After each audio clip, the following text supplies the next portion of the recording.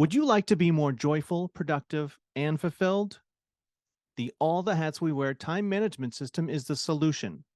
I'm Scott Snow, and I'm a productivity coach.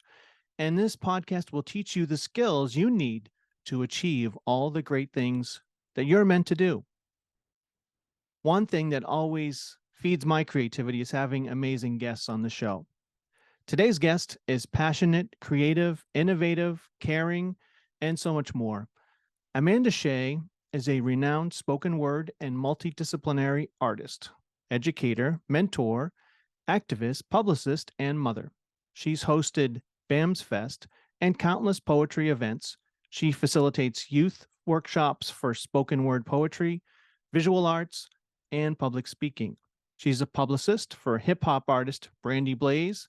She has managed and supported countless other artists in Boston. In December 2022, Shea won the inaugural category for Spoken Word Artist of the Year at the Boston Music Awards. Please welcome Amanda Shea. Thank you for having me. Now, this is the first time we've met. I came across your Instagram and I really loved the content. And then I was just so thankful that you said you'd do this. Well, thank you.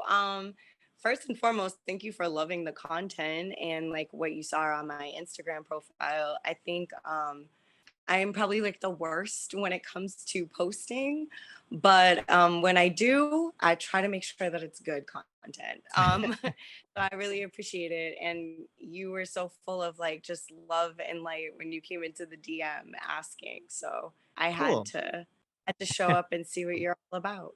See, that's funny because I was going to ask you what's your approach to Instagram because you seem to really have a ton of content there. You always have your stories going and Thank you. My strategy now is more so like it is a struggle. So like there's some parts of it that I absolutely love. Like the stories are probably like the easiest for me to manage because I'm literally only on Instagram maybe like 2 hours a day, I want to say. And when I am on it, I'm just like scrolling my feed. So I'll see stuff, I'll see events happening or something like really, really cool. So I'll share it to the story. Stuff that like relates to me or stuff that like really resonates deeply. I'll share it. And obviously anything for the community. But when it comes to my stuff and like posting, like I'm probably like 3 or 4 weeks at this point behind hmm, because I find myself being at so many different things that like I am taking pictures and videos, but I'm trying to stay present in the moment. And then when it's time to like go post, I either am really busy the next day and completely forget, or I'm at home and I'm like, I don't even want to be near my phone. yeah, right. So I'm trying to stay on top of it, but it is a little difficult. Of course, the podcast name is All the Hats We Wear. So our audience would love to get to know you a bit. But what are some of the different hats that you wear?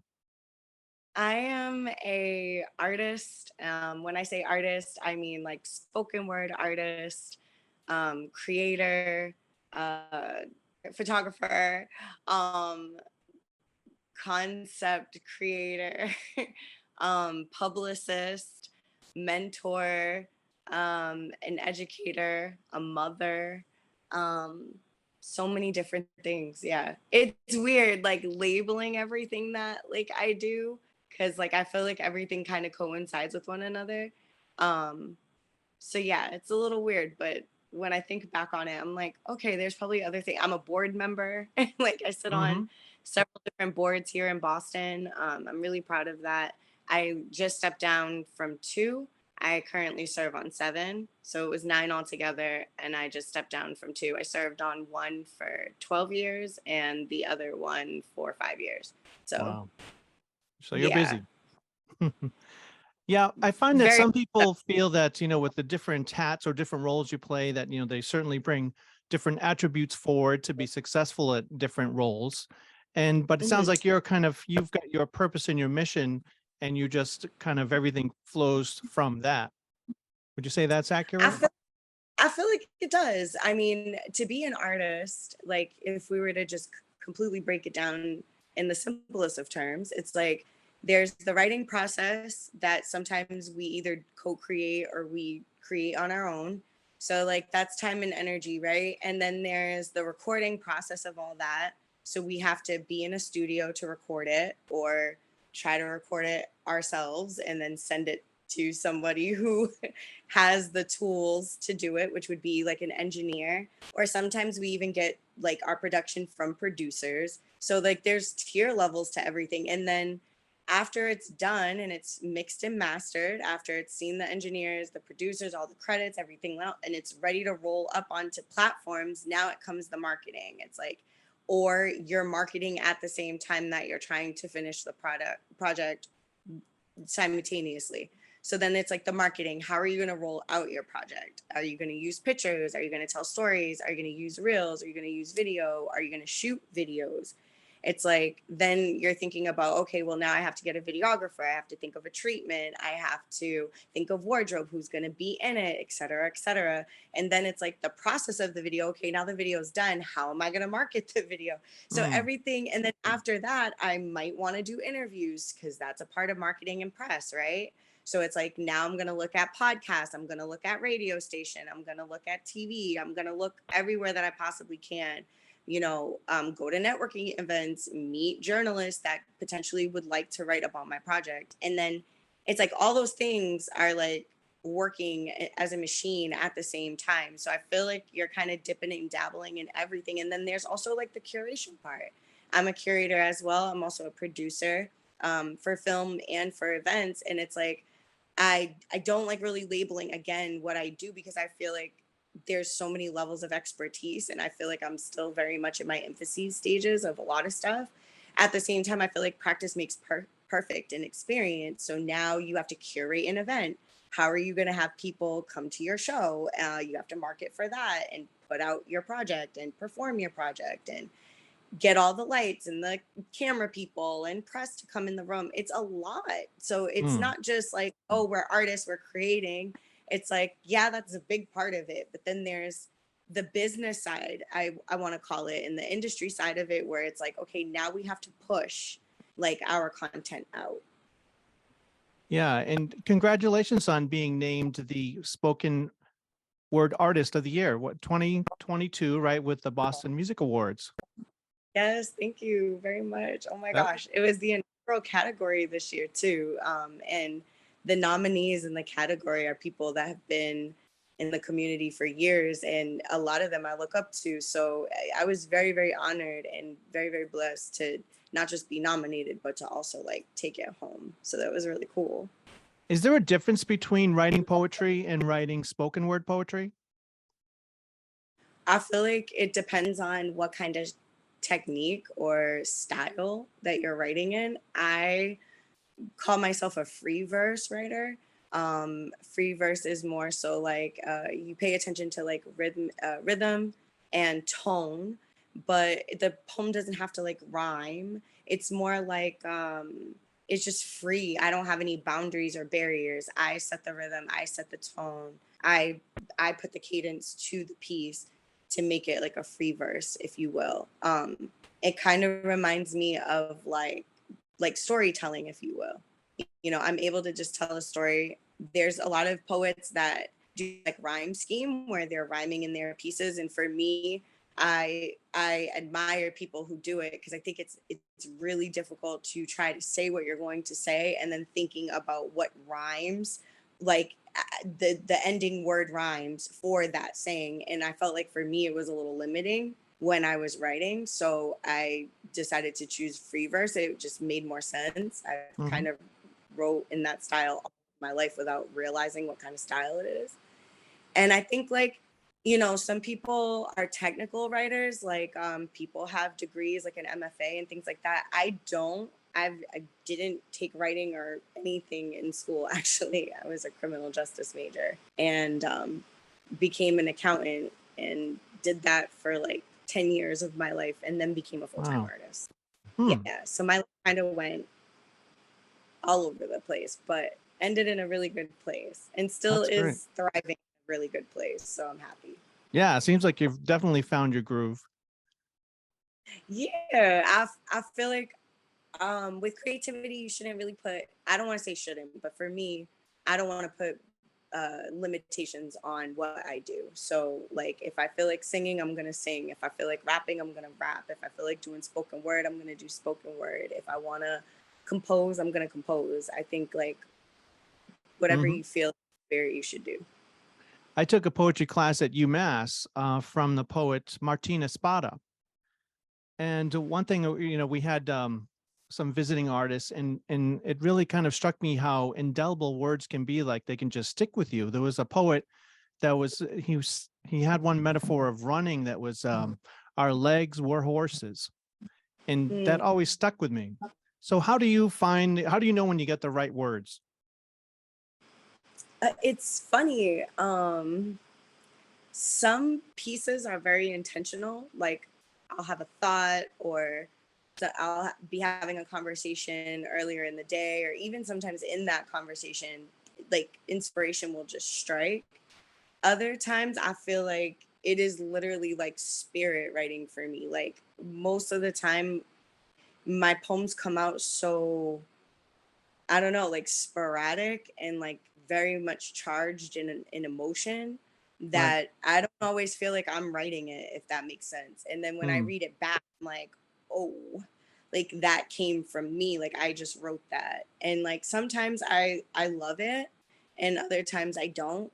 Um, but yeah, so it's somebody asked me this earlier and said, what do you do when it comes time to like sit down and be intentional with writing? And I got to be honest, like as of late, I've been so preoccupied with like just doing so many shows that I haven't really had the time to kind of like sit down and write, even just like free write for myself.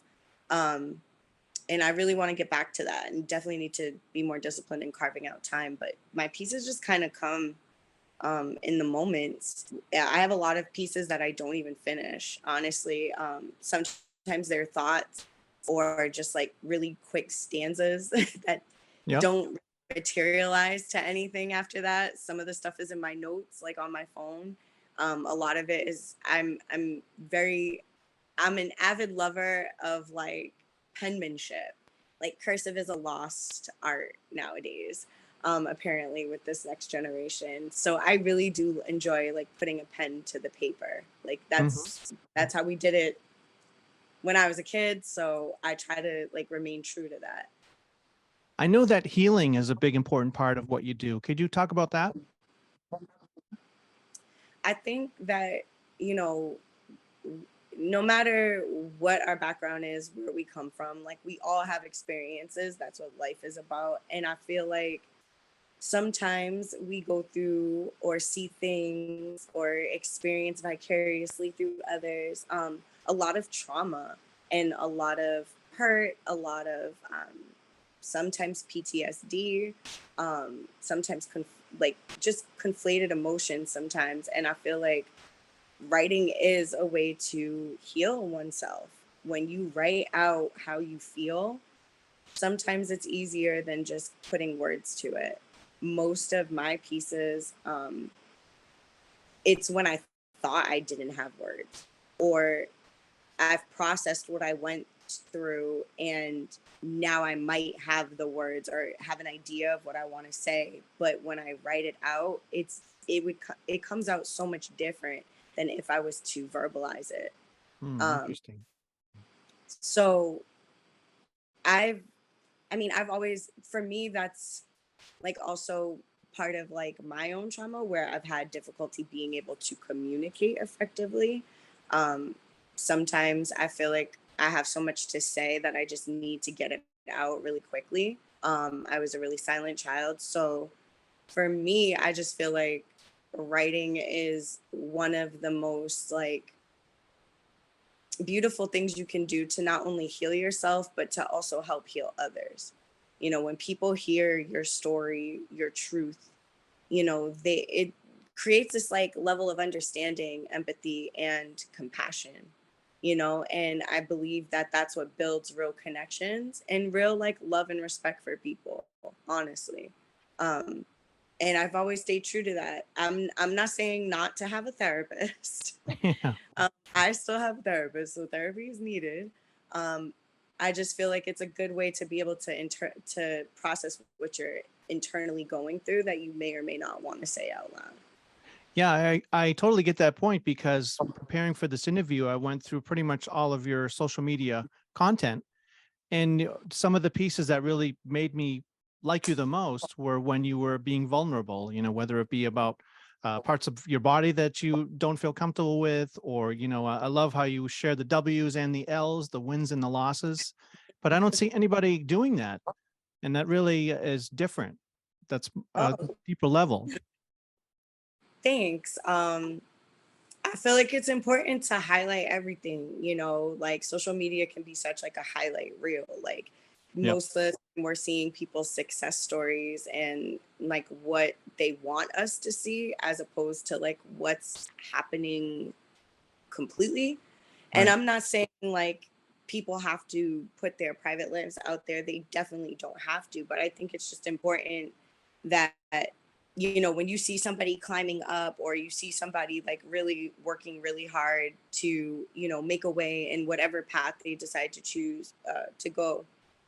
I think it's important for people to understand like these people are still human, and they, even if it seems like they're at this upper echelon level of success, maybe to you as the person who's perceiving this person, looking at this person, perception is exactly that. It's perception. It's based off of what one person sees. And I think that I don't necessarily want people to have a false perception of my life. Like there are still things that I do apply for that I may or may not get. Yep. There are still things that I go through in my personal life. There's a whole nother side, and I think sometimes people forget that.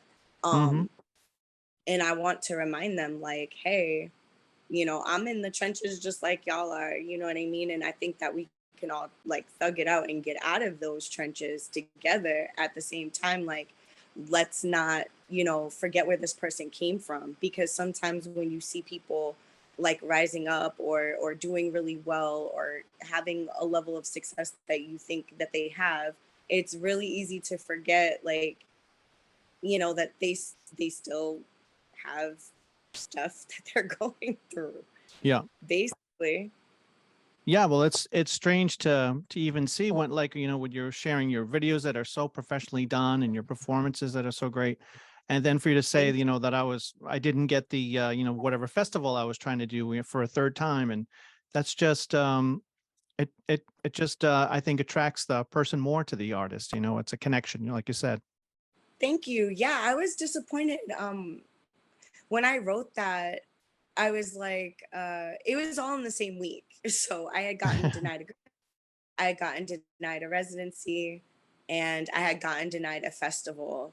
Um, and I forget what else had happened that week. There was a couple other things that had happened. I think there were about 7 of them or so. And I remember like being like, damn, what a what a bad week this is. But then I was also like, well, Amanda, they're not losses, they're lessons. Cause like one, it taught me like, okay, like rejection is okay. Like I'm not gonna get every single thing that I strive for. Like that's just a part of life. Yeah. And I needed that reminder, but also it didn't deter me to apply for anything else in the future either. You know what Right. I mean? So it was like, now this is a lesson. Like maybe it's just not the right time. Maybe you're trying to bite off more than what you can chew. What else do you have going on that's in front of you that may prevent or be, some kind of conflict or some kind of, disconnect from what you're trying to do later on. Hmm. And honestly, after everything that's been unfolding as of late and the time frames, um, those were not losses, actually. It just wasn't right now. Like there's other things that came up that made sense. And I was like, oh, okay, this is why I didn't get the things that I thought I wanted, because this is the thing that I actually really want to do. And Right. I wouldn't have been able to do both things at the same time. Love that. I remember you made a analogy of a spoken word performance to like Alcoholics Anonymous or Narcotics Anonymous in terms of both being healing, and you said that if you share that vulnerability, that nobody can use anything against you. Want to do that? Can you explain a bit about that? Yeah, I think that was the interview with Old Soul Young World with Jesse, and that was a really beautiful interview. And I forget what the question was exactly, but I basically was saying like it's like an NA or AA meeting. It's like once you admit out loud that you have a problem, it kind of makes it feel like okay to have the problem, if you will. Yeah. It's Hmm. like when we're stuck in that like inner self of like denial, like that could put us in a space that we might never ever move out of. It's like once you admit, like, okay, this is an issue, you may not have the solution, but you're acknowledging it. And I think that within and of itself is powerful. Mm. Also, by admitting like your most vulnerable moments, who that's one telling your own narrative of your life and not allowing other people to speak on what your life looks like, even if they still will, at least you know and you've put it out there yourself. And two, nobody can use it against you. You've admitted that out loud.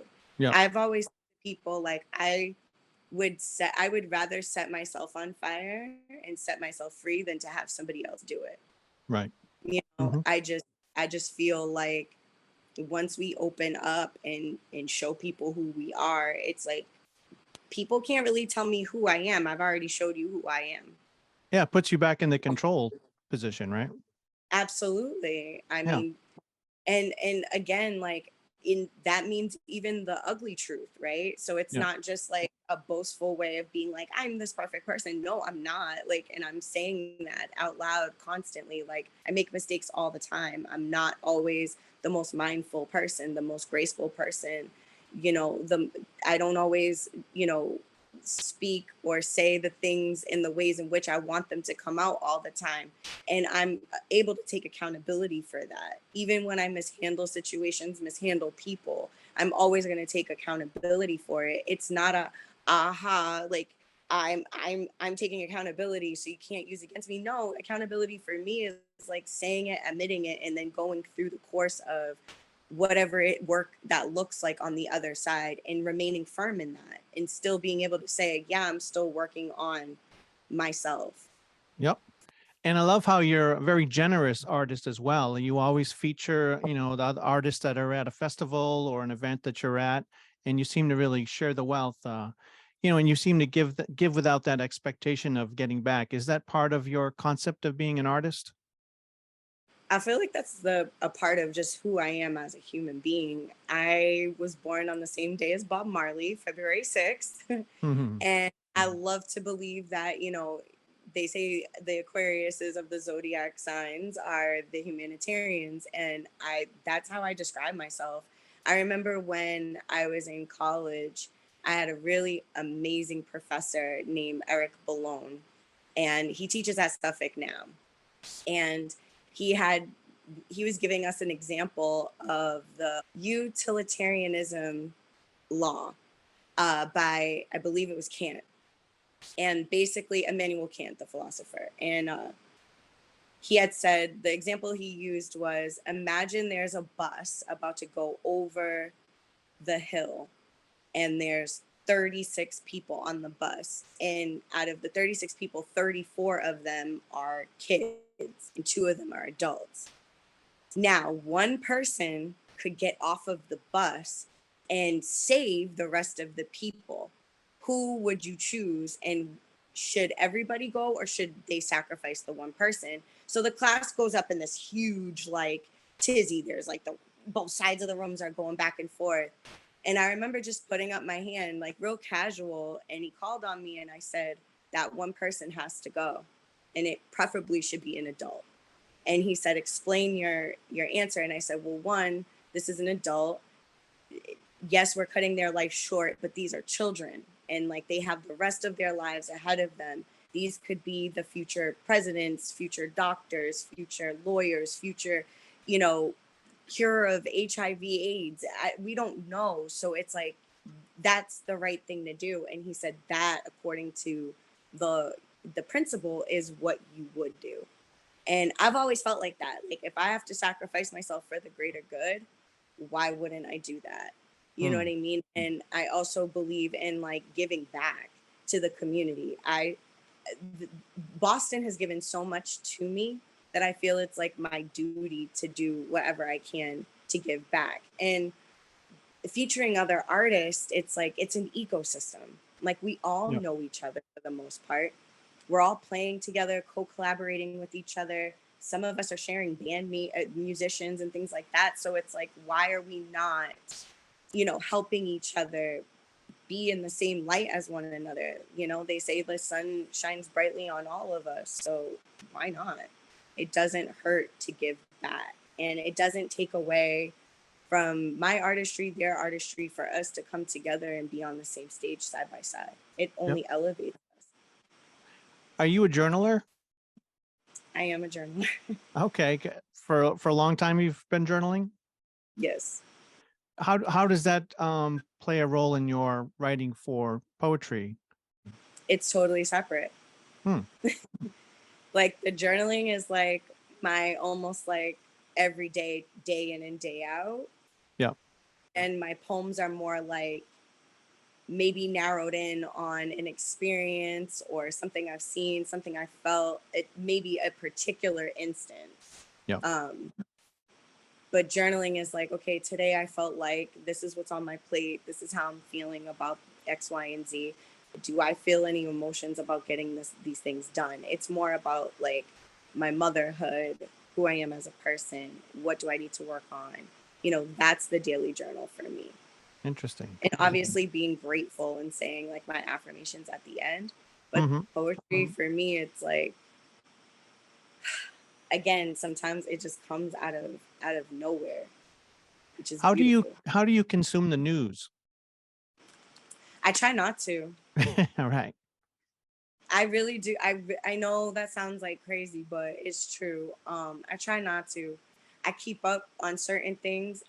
It depends on those things, but it's really difficult. I mean, I have like a whole like tin hat conspiracy theory to the news anyways, only because I'm like they only highlight the same stories on all of the channels most of the time unless you're watching like world news. And even then it's like how are we supposed to get everything that's happening when there's so much going on in the world? It's like a snapshot, if you will, of what's Right. going on. So I keep abreast of like what's happening in like the political world, obviously things that are going to affect people that look like me, um, also people in my community. But for the most part, I try not to because it's very triggering Yeah. and It can be sounds very like violent. yes. I can see that you have a lot of projects going on all the time. So, what is your tip for managing all these different creative projects at the same time? Don't, don't. I don't have any advice, honestly. I get asked this every day. There be like, people are like, how do you do what you do? And I'm like, I don't know. I just get up Yeah. and I go off of what my calendar tells me to go, where to go, when, and how. Yep. Um, Obviously, I do my research when booking certain gigs. Well, most of my gigs, I do a lot of vetting myself. But, for the most part, it's just I get up and do it. Sometimes I feel like I'm doing myself a disservice at times because, projects are running into each other. And sometimes I'm left feeling like, did I do the best job that I was supposed to be doing? Because sometimes it feels like go, go, go, go, go. Hmm. Other times I'm just kind of like, well, wherever I can put my energy into and I can make it positive, make it whatever the outcome is to make the outcome happen, I just want to help. So I feel like showing up is half the battle, and then like the work is the other side. I just love this. Like I eat, breathe, live this every single day. And I remember what it was like working, day in and day out in the accounting field, and how drained and exhausted I felt that I didn't even feel like creating. Most of my accounting years I didn't write any pieces. I Hmm. wasn't really journaling. I had lost a lot. Like I had a really big disconnect from my artistry up until about 5 years ago. So that's when I decided to be a full time artist. But this is easy. When you do what you love, they say it doesn't feel like work. Yes. That seems like to be the total opposite, accounting and, spoken word poetry and artistry, right? I mean, Everybody says that. They're like, I can't picture you as an accountant. I'm not really sure what that means, but I kind of understand it. yeah. But yeah, I was. I mean, I'm a mom. I have a almost 19-year-old in March, and I have a 15-year-old that you're probably hearing screaming at his game in the back.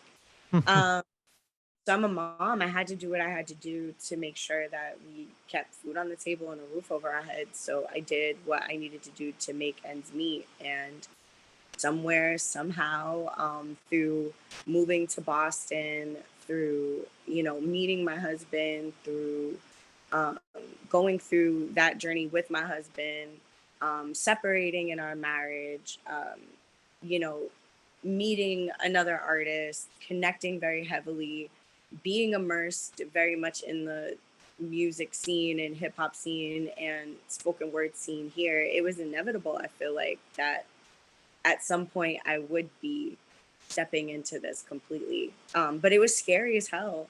And the first year was really brutal. The first and second year were pretty brutal. Just because it was a lot more work than what I probably anticipated. Um, yeah, were there time people ask me all the time, like, were there times that you thought about going back to accounting? And I'm like, there were moments, yes, when it came to like finances, Yeah. absolutely. Because when I quit my job as an accountant, I was an Uber and Lyft driver for a year. And I went from like 80, 85 grand a year to like 25, 30 grand a year. It's a big Yeah. difference. So like sometimes like the money was kind of like tempting me to go back. But I don't know, the urge of being like, that's not for you, like that's not it, you're done there, you won't be happy there, was enough to keep me. And the love of obviously the art and the people and the inspiration I was around and still am around every single day, like I just felt very like lifted and very full every time I walked around. So I was like, I don't want to lose this feeling if I go back and do something just for the money. Well, you've given our audience such a broad range of creative ideas and artistry and so many things to think about. Where can people go to find out more about what you do? People can check me out at www.amandashea.com. That's my website. I update it myself, so bear with me, but you can check me out there. Email me through there. You can also catch me on Instagram at Amanda Shea all day. I'm also on the Facebook, the book face, and I'm also on the Twitter, but I'm not really present. So Instagram's probably the best way to catch me. I'm also cool with DMs, as you can see. That's Yep. how we here. So if you have any like things you want to ask, any workshops, if there's any educators out there who are looking to bring, the arts, spoken word poetry into their schools, if you are hosting an event, I am a host as well. I'm actually hosting my first wedding this weekend. I'm really excited. Great. Um, yeah, that's going to be really fun. You're hosting an event, you're looking for a producer, whatever it is, or you just want to be involved in the community and come out to events, slide me a DM.